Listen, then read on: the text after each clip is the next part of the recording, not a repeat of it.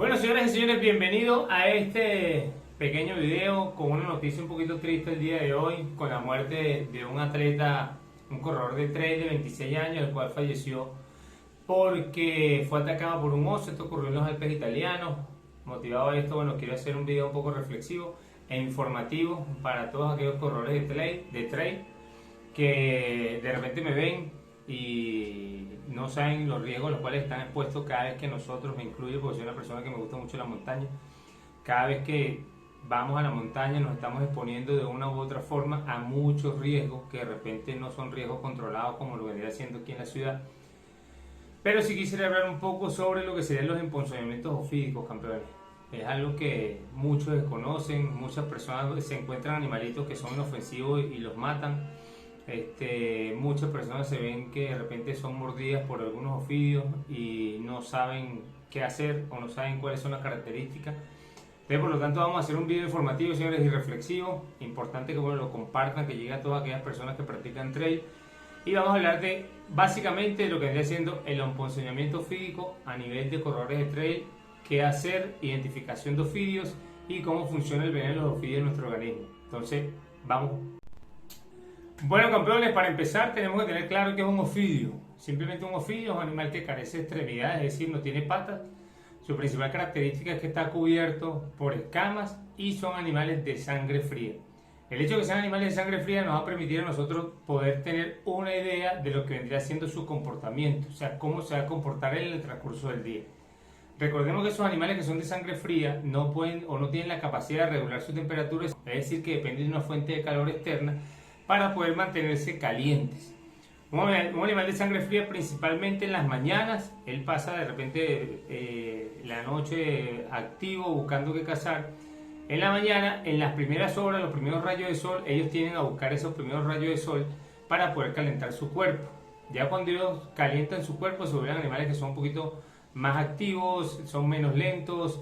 Igual cuando hace mucho calor ellos tienden a buscar zonas de sombra, pequeños riachuelos, pequeñas cuevas donde ellos resguardarse. Y en la tarde, que baja la temperatura, ellos vuelven a salir nuevamente y empiezan el proceso de caza. En el caso de nosotros, ¿qué puede pasar? Primero que nos consigamos un ofidio. O sea, vamos trotando, vamos corriendo, vamos caminando y en nuestro camino aparece un ofidio. ¿Qué tenemos que hacer? Primero tenemos que entender que nosotros somos las personas que estamos invadiendo su hábitat natural. Es decir, él vive ahí, es su hábitat, es su ecosistema, él va a estar ahí tranquilo. Principalmente hay dos especies que son sumamente peligrosas. Una de ellas tiene una particularidad, que es la serpiente de cascabel. Tiene la particularidad de que ella avisa. Todas las personas que hemos tenido la posibilidad, la oportunidad de conseguir una serpiente de cascabel, sabemos que ese ruido es súper característico, sabemos que es fácil de identificar, fácil de ubicar. Eso es bueno que lo sepamos. Ella no nos va a atacar porque de repente quiere ser agresiva, simplemente son métodos de defensa. Ella te manda un aviso, te dice, epa, aquí estoy yo, no te acerques. El deber ser es que nosotros tratemos de esquivarla. O sea, busquemos si hay otro paso, si hay forma de rodearla, avisar a la persona que viene atrás que de repente hay una serpiente en ese momento, que hay una serpiente de cascabel, para que entre todos la evitemos. Si no hay más pasos, si es únicamente por donde estamos pasando nosotros y ella se encuentra en el camino, buscar una rama que sea lo suficientemente larga para estar alejado de lo que vendría siendo su rango de ataque y moverla de ese sitio a otro sitio. Recordemos que las serpientes pueden llegar a ser muy pesadas, pueden ser muy grandes y la rama tiene que ser acorde a lo que vendría siendo para poder levantarla y apartarla. En ese momento, cuando la apartamos, no le quitamos la vista de encima hasta que pase la última persona, y cuando pase la última persona seguimos.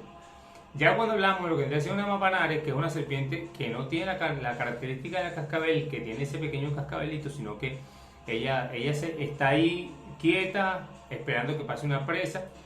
Ella es mucho más agresiva que la cascabel, es decir, la cascabel muerde o emponzoña, muerde porque ella se está defendiendo.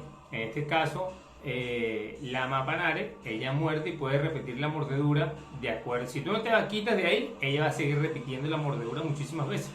La cascabel no, ella muerde y tú puedes seguir en el sitio y ella va a evitar morder porque para ella es muy importante, para la serpiente es muy importante lo que vendría siendo el uso de su veneno para poder alimentarse.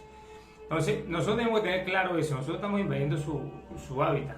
Entonces, ¿qué tenemos que tener en cuenta nosotros? Poder identificarla. ¿Cómo la identificamos? Hay características muy comunes en lo que vendrían siendo las serpientes venenosas de las serpientes no venenosas, lo que la distingue. Primero, una cabeza en forma de flecha. ¿Por qué en forma de flecha? Porque las glándulas venenosas que están en la parte posterior o inferior de los ojos hacen que ellas tengan esa forma característica porque ellas almacenan ahí el veneno. Esas glándulas hacen que la cabeza en forma de flecha sea una característica principal de lo que son las serpientes venenosas. Otra característica que es fácil de identificar son las escamas. La mayoría de las especies o todas las especies que no son venenosas tienen escamas lisas, o sea, el escamado es liso. Uno se da cuenta porque es más brilloso. En las serpientes venenosas son escamas corrugadas, es decir, son escamas que son prominentes, se nota o se ve la diferencia que van una sobre otra, no corrida. Esa es otra característica. Tercera característica, la terminación de la cola. La terminación de la cola en las serpientes que no son venenosas es una terminación larga y delgada. En cuanto a las serpientes que son venenosas, la terminación de la cola es muy corta, es decir, va de grueso a delgado o de grueso a finalización de cola. Es muy corto ese segmento, por lo cual la podemos identificar de esa manera. ¿De qué otra forma la serpiente venenosa podemos identificarla? Por la foseta termorreceptora, es decir, ellas ven el calor de la presa y entre los ojos y la nariz tienen una fosetica. Esa fosetica le permiten a ellas poder ver o poder detectar lo que vendría siendo el calor de la presa. Esa es una característica fundamental de lo que vendría siendo las serpientes venenosas. Otra característica muy importante, lo que vendría siendo el ojo de gato o el ojo vertical. La mayoría de las serpientes que no son venenosas tienen ojos redondos, o sea, la pupila redonda. En este caso, las serpientes que son venenosas tienen pupilas verticales. Claro, uno dice, así monstruo, me voy a acercar y le voy a ver de repente los ojos a la serpiente. No es que veamos los ojos de la serpiente, pero definitivamente son características muy visibles para nosotros poder determinar que es una serpiente venenosa. Porque es importante de repente saber o manejar lo que vendrían siendo las características de la serpiente. Primero porque de acuerdo a la serpiente que nos emponzoña, que nos muerda, puede variar de repente el antídoto. ¿Por qué? Porque hay tres formas principales de cómo se va a comportar el veneno. Tenemos veneno hemotóxico, tenemos veneno citotóxico y tenemos veneno neurotóxico. Cuando hablamos de veneno hemotóxico, son venenos que al momento de entrar, lo que vendría siendo el torrente sanguíneo, a través de los colmillos, que son como una aguja hipodérmica, ella al momento de morder, ese veneno ingresa al organismo y se va a encargar de lo que vendría siendo la destrucción de los glóbulos rojos. Esa es su principal función.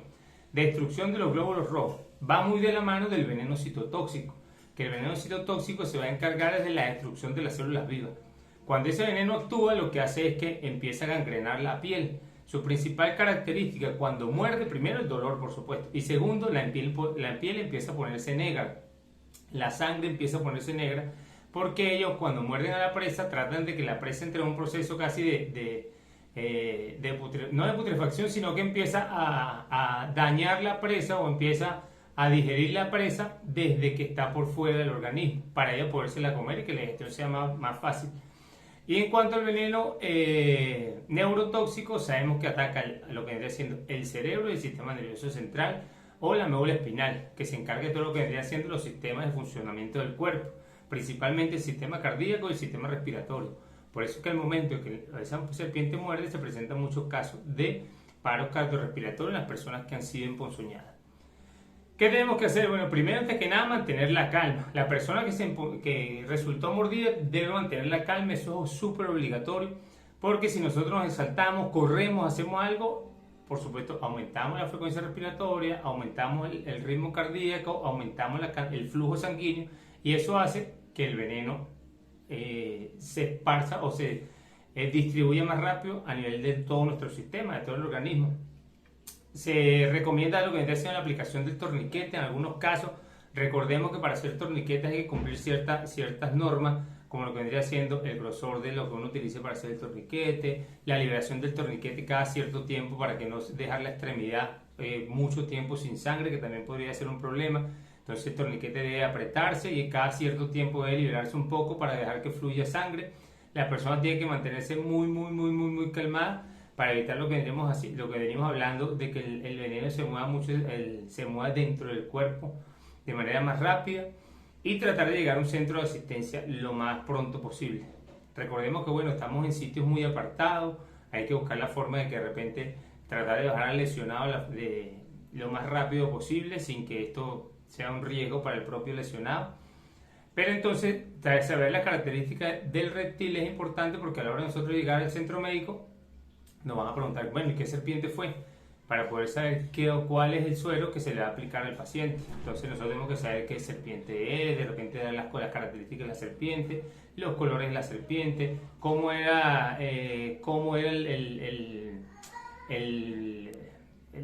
eso tiene un nombre, cómo era las marcas de la serpiente. Vamos a poner marca, eso tiene un nombre, vamos a hablar de las marcas porque ahorita no se ve leer a la mente. Las marcas de la serpiente, es decir, cómo estaban distribuidas para saber identificarlo. Para esto poder entonces aplicar lo que vendría siendo el suero que es para esa serpiente como tal. Es muy importante que nosotros sepamos los riesgos a los que estamos expuestos. Este es un riesgo que estamos expuestos todos los días, no tanto lo que nos metemos en una montaña muy lejana, sino de repente lo que tomamos trochitas por aquí cerca de la ciudad o cerca de un río. Tenemos que tener en cuenta que esas cosas, eso pasa, es un riesgo muy probable que ocurra, entonces tomar las medidas necesarias para evitar lo que vendría siendo un emponzoñamiento es súper importante, campeones. Entonces, este es más que todo un video informativo, un video reflexivo de que cada vez que salgamos a la montaña tenemos que tener en cuenta este tipo de cosas. Tenemos que ser muy cuidadosos a la hora de entrar, a la hora de adentrarnos, a la hora de usar caminos nuevos, rutas que casi no use nadie, rutas que estén tapadas por mucho monte, rutas muy temprano cuando esté empezando a calentar el sol, que haya mucha piedra. Recordemos que la piedra de por sí es un sitio donde le gusta estar la serpiente para poder absorber el calor del sol más rápido, y evitar, por sobre todas las cosas, tratar de manipularla. Hay personas que llegan y ven una serpiente y dicen, no, esta serpiente no es venenosa, no la conocen, no saben, ven que es una serpiente pequeña. Entonces lo primero que hacen es tratar de agarrarla, y el problema de la serpiente pequeña es que cuando la gente la agarra, ella tiende a morder en los dedos, que es el único sitio donde posiblemente la boquita de ella pueda abrirse para morder y hacer el emponzoñamiento a nivel de las manos. Entonces, campeones, nuevamente estén muy pendientes. Lastimosamente, bueno, falleció ese muchacho. Hay otra persona que falleció en Argentina por el ataque de 3 perros. Entonces, los que hagan trail, señores, mucho cuidado, no anden solos en la montaña. Si andan solos, bueno, tratar de tomar todas las medidas pertinentes en el caso.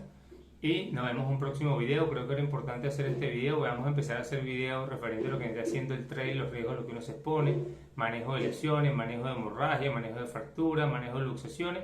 Entonces iremos montando más contenido que tenga que ver con lo que vendría siendo los riesgos que están relacionados a la práctica del trail como deporte. Estamos hablando, monstruos.